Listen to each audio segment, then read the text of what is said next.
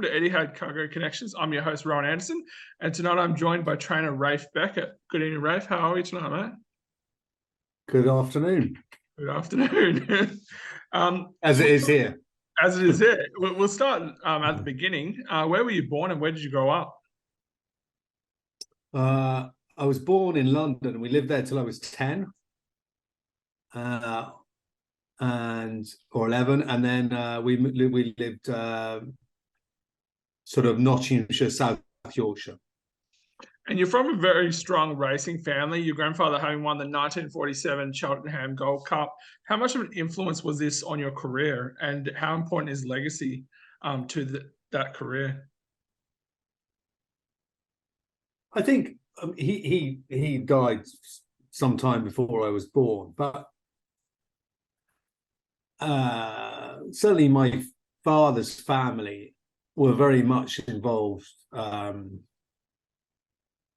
in national hunt racing in particular, and my father's brother also bred the 1977 1000 Guineas winner. So there was plenty of racing background,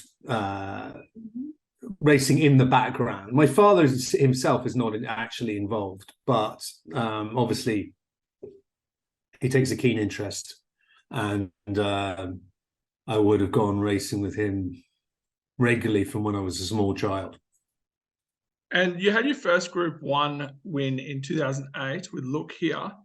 And then you've also had, obviously great success since then, including Westover, in the Irish Derby that we'll discuss as we talk about his Dubai campaign. But who have been some other great horses that you've had who have been influential in your career? I suppose at around the same time as Look Here, it was always called Mohanuk, who won the Breeders' Cup Marathon, the inaugural running of that. It's a race that's long forgotten now, but at the time that was a big deal for lots of reasons. I think it showed that we could deal with horses who were perhaps not thrived elsewhere, and at the top table, if you like. So he was a big deal at the time. I think the one day that I always remember, I mean, Look Here sort of changed our lives in effect, but Talent and Secret Gesture finishing first and second in the 2013 Oaks, that was a big deal as well. I think in the sense that it hadn't been done for a long time, and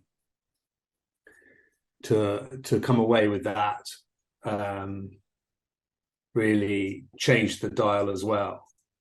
Believe it or not, apart from Aidan O'Brien and John Gosden, I am the last man to win the Oaks and that was Talent in 2013. That's how long those two trainers have dominated it. So, that was a terrific day as well. Latterly, Kinross, I think, is because I trained his mother and his mother's sisters and most of his brothers and sisters as well, all of them, in fact, nearly. And the fact and that he's done it every year, really, in some shape or form. Having looked like a monster as a 2-year-old, he slightly went west in the early part of his 3-year-old career, or the middle part of his 3-year-old career, and then came back and become the horse he is. I think he's been a significant factor as well. And we'll talk about Westover. That win in the Irish Derby, a great close to 7-length effort. And now he heads out to Dubai, nominated in the Dubai Sheema Classic. Can you tell us a little bit about him, how he came to the stable, and what you really like about what he's been putting in terms of work? Well, when he arrived, I suppose he was the 4th or 5th crop of yearlings I'd received from Juddmonte. We started training for them in the autumn of 2015.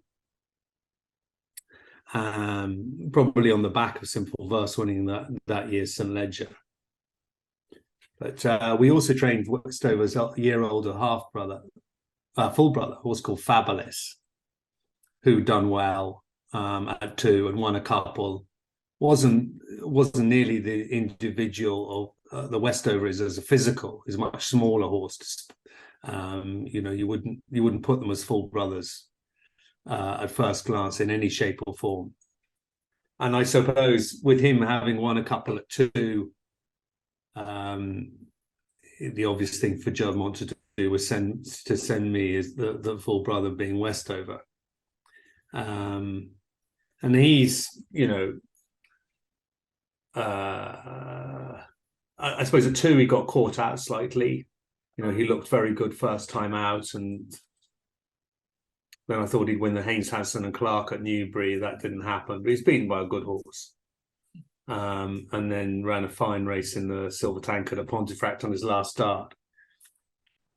So it wasn't surprised that he came out to turn out to be the horse he is, because he was always going to have developed from 2 to 3 just because of his size and shape. He's a big horse, heavy horse. He weighs well over 500 kilos. And it was always going to be easier for him at 3 and hopefully 4. And what does his program look like heading into Dubai and beyond that carnival? Well, he'll go to the Sheema Classic. That's the plan. And then after that, the obvious race for him, given how well he handled Epsom in the Derby, was he'll go back to the Coronation Cup, I would imagine, all being well. And then we'll work away through the year from there. How the program pans out for him would depend largely on how he did in Dubai and at Epsom on the first weekend in June. Yeah. Yeah. And how many horses are in the stable currently? We can house 143 here, and we have a few elsewhere as well. And who are the main stars of the stable currently? Well, apart from those mentioned, Lazoo obviously won the Cheveley Park last year, and hopefully she'll progress at 3 as well. Prosperous Voyage won the Falmouth, and she's back in training. Angel Blur picked up an injury in the Sussex Stakes, but he's back in training now as well. And Kinross goes again. So I suppose those would be the 4 all Group 1 winners. Those would be the 4 obvious ones to pick out. And of the younger crop, are there any that show potential to yourself that you look at and think, this could be the next one?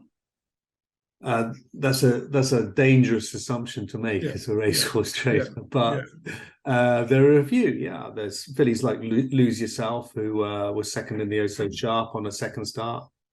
Fillies like Blue Stocking and Remarque, who both won on debut. Horses like If Not Now, and Davideo, Sabusta. So there's plenty of untapped potential there. We just need one of them to come to the fore, or several of them. Yeah. And do you have any others in the yard that you would consider prepping for campaigns in UAE, Bahrain, Qatar, or Saudi? Not at the moment, no. But I mean, that changes year to year. Yeah. We took Lucander out to Bahrain last year. Didn't work for him, but it has worked for George Baker this year. He won there before Christmas. And we would take horses in the right circumstances to Saudi or Dubai or Bahrain when they come around, but you don't always know they're going to come. Yeah. And in the time you've been training, what are some key lessons you've learned that have really held you in great stead moving forward? Patience. That's the most important thing to have as a trainer, in my opinion. And if you're patient, generally you get paid back. And it's usually 9 times out of 10, that's usually the lesson that trainers have for me. That and that this game that we're all in is very humbling. And one week you could be riding the highest of highs, and then the next week your wife's not talking to you and no one else wants to talk to you because you're not winning. So yeah, patience is a common theme, most definitely. And if there was any race, either at home domestically or abroad, that you would love to have a starter in and really compete to take the spoils, what would it be and why? Well, I suppose as an Englishman, winning the Derby is the most important thing to an English trainer. So that would be the race I'd most like to win. And just a final question in terms of Westover, when does he head to Dubai? And what are the plans in terms of settling and getting ready for the race? He'll ship on the 17th of March. He's due to do a couple of racecourse gallops or have away days before he leaves. He galloped well on Wednesday, and the way he's looking, I think we've got all our ducks in a row so far. That's awesome. Thanks so much for that, Rafe, and I hope to talk to you after the Dubai Count Law. Perfect. Thank you. Cheers.